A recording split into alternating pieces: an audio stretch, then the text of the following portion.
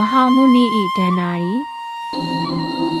ဒီဗုဒ္ဓကိုလူတန်းပေါင်းများစွာကကိုးကွယ်ကြတယ်။ဒါပေမဲ့သူ့ရဲ့တကယ်သမိုင်းကြောင်းကလူအများစုသိထားတာထက်ပိုလျှို့ဝှက်ဆန်းကျယ်ပါတယ်။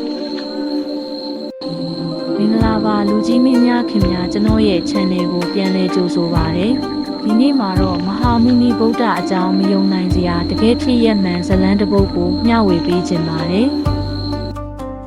မြန်မာနိုင်ငံ၏အထွတ်အမြတ်ဆုံးဘုရားကျောင်းများထဲမှတစ်ခုအတွင်းတွင်အခြားမည်သည့်ဘုရားကျောင်းနှင့်မျှမတူသောဗုဒ္ဓရုပ်ပွားတော်တဆူကိန်းဝင်နေပါသည်ဗုဒ္ဓဘာသာဝင်တန်ပေါင်းများစွာအတွက်ယင်းသည်ရှေးဟောင်းရုပ်တုတစ်ခုမျှသာမဟုတ်ပါယင်းသည်ယုံကြည်ခြင်း၏အသက်ရှင်သောသင်္ကေတတစ်ခုဖြစ်သည်ဤဒီမှာမဟာမုနိဗုဒ္ဓ၏ဇလန်းဖြစ်သည်မန္တလေးမြို့သည်မြန်မာနိုင်ငံ၏နန်းမြို့တော်ဖြစ်မလာမီကြာမြင့်စွာကတည်းကမဟာမုနိဘုရားသည်ယခုရခိုင်ပြည်နယ်ဟုလူသိများသောရှေးဟောင်းရခိုင်နိုင်ငံတော်တွင်တည်ရှိခဲ့သည်ဟုဆိုကြသည်ဗုဒ္ဓဘာသာအစဉ်အလာအရဗုဒ္ဓကိုယ်တော်တိုင်ဤနေရာသို့ကြွတော်မူခဲ့သည်ဒေသခံဘုရင်ကနောင်လာနောက်သားတွေသူ့ရဲ့တရားတွေကိုမှတ်မိနိုင်အောင်သူ့ရဲ့ပုံတူကိုတောင်းဆိုခဲ့ပါတယ်ဗုဒ္ဓကလည်းသဘောတူခဲ့ပါတယ်ရုပ်တုပြီးစီးသွားပြီးနောက်သူသည်ထိုရုပ်တုပေါ်တွင်ကောင်းချီးပေးခဲ့ပြီးအခြားရုပ်တုများနှင့်မတူဘဲဝိညာဉ်ရေးရာတည်ရှိမှုကိုပေးစွမ်းခဲ့သည်ဟုရိုးရာအစဉ်အလာအရဆိုကြသည်တမိုင်းဖြစ်ဖြစ်စေတန်ရှင်းသောဒန္နာရီဖြစ်ဖြစ်စေဤဇလန်းသည်ရာစုနှစ်များစွာကြာအောင်ဖျားဝတ်ပြုမှုကိုလှုံ့ဆော်ပေးခဲ့သည်မဟာမုနိဗုဒ္ဓသည်နောက်ဆုံးတွင်ရခိုင်နိုင်ငံတော်၏ဝိညာဉ်ရေးရာနှလုံးသားဖြစ်လာခဲ့သည်ဘုရင်များကယင်းကိုနိုင်ငံ၏အကြီးမားဆုံးသောဗန္ဓာတိုက်အဖြစ်ရှုမြင်ခဲ့ကြသည်As the first light of day spills across Mandalay, the Mahamuni Pagoda glows like a vessel of gold. The Mahamuni Pagoda glows like a vessel of gold. Pilgrims arrive in quiet reverence. ယင်းသည်နိုင်ငံရေးအရာတရားဝင်မှုနှင့်မျိုးသားရေးလက္ခဏာ၏အစွမ်းထက်သောသင်္ကေတတစ်ခုဖြစ်လာခဲ့သည်1984ခုနှစ်တွင်အရာအလုံးပြောင်းလဲသွားခဲ့သည်ဗမာကုန်းပေါင်မင်းဆက်ကရခိုင်ကိုအောင်နိုင်ခဲ့သည်မဟာမုနိဘုရားကြီးကိုတောင်များကိုဖျက်၍ယနေ့ခေတ်မန္တလေးမြို့အနီးရှိတော်ဝင်မြို့တော်အမရပူရသို့ပင့်ဆောင်ခဲ့သည်ခရီးကရှည်လျားပြီးခက်ခဲပေမဲ့ပုံရိပ်ကတော့ကြံ့ရစ်ခဲ့ပါတယ်နောက်ပိုင်းတွင်ရင်းအတွက်ခမ်းနားသောဘုရားကျောင်းတစ်ခုကိုတည်ဆောက်ခဲ့သည်ယနေ့ခေတ်တွင်ထိုနေရာကိုမြန်မာနိုင်ငံမန္တလေးမြို့ရှိမဟာမုနိစေတီတော်အဖြစ်လူသိများသည်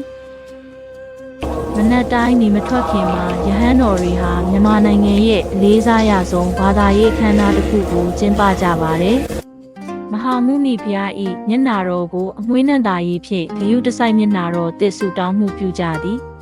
။ရင်းဤသွားများကိုမြင်သာစွာပို့တိုက်ပေးပါသည်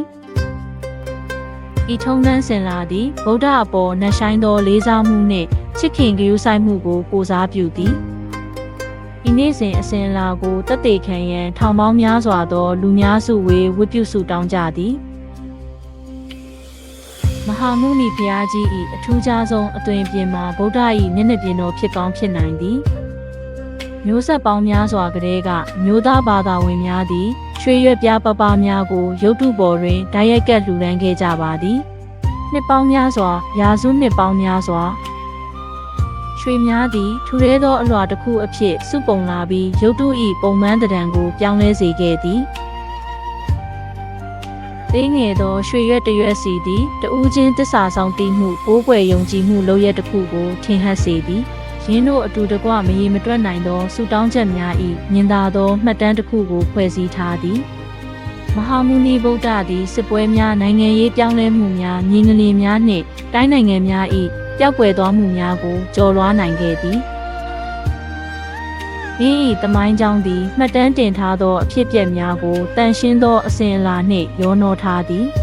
။သမိုင်းပညာရှင်များသည်ယင်း၏မူလအစကိုဆက်လက်လေ့လာနေတော်လဲယုံကြည်သူတန်းပေါင်းများစွာအတွက်ယင်း၏ဝိညာဉ်ရေးရာအရေးပါမှုသည်မေးခွန်းထုတ်เสียမရှိပါ။ယနေ့တွင်မြန်မာနိုင်ငံတဝန်းနှင့်ကမ္ဘာတဝန်းမှဖျားဘူးများသည်မဟာမုနိစေတီတော်သို့ဆက်လက်လာရောက်လဲပတ်ပူးကြသည် တချို့ကကောင်းချီးမင်္ဂလာတွေကိုရှာဖွေဖို့လာကြပါတယ်တချို့ကတော့သူ့ရဲ့အမခန်းသမိုင်းကြောင်းကိုသဘောကျဖို့လာကြပါတယ်ဗုဒ္ဓဘာသာ၏အချို့အမြတ်ဆုံးစင်းတုတော်တစုကိုဝန်းရံထားသောငြိမ်းချမ်းသောလေထုကိုခန်းစားရန်လူအများပြားလာရောက်ကြသည်ယုံကြည်မှုသမိုင်းသို့မဟုတ်ယဉ်ကျေးမှုရှုထောင့်မှကြည်တည်ဖြစ်စေမဟာမုနီဗုဒ္ဓသည်အရှေ့တောင်အာရှ၏အကြီးမြတ်ဆုံးယရနာများထဲမှတစ်ပါးအဖြစ်ရှိနေဆဲဖြစ်သည်ဇလန်းကအဖိုးတန်ဆုံးဗန္ဒာများကိုရွှေဖြစ်အမြဲတိုင်းနာခြင်းမဟုတ်ဘဲရင်းတို့ကလှုံ့ဆော်ပေးသောယုံကြည်ခြင်းနှင့်တစ္ဆာဆောင်တည်မှုဖြင့်သာတိုင်းနာကြောင်းကျွန်ုပ်တို့အားသတိပေးသည်မဟာမုနီဗုဒ္ဓရဲ့ဇလန်းလေးကိုကျွန်တော်တို့နဲ့အတူပါဝင်ပေးတဲ့အတွက်ကျေးဇူးတင်ပါတယ်ငြိမ်းချမ်းမှုရှိပါစေဒီဇလန်းကိုသင်နှစ်သက်တယ်ဆိုရင် like subscribe နဲ့ share လုပ်ပေးပါနောက်ဗီဒီယိုမှာပြန်ဆောင်ကြမယ်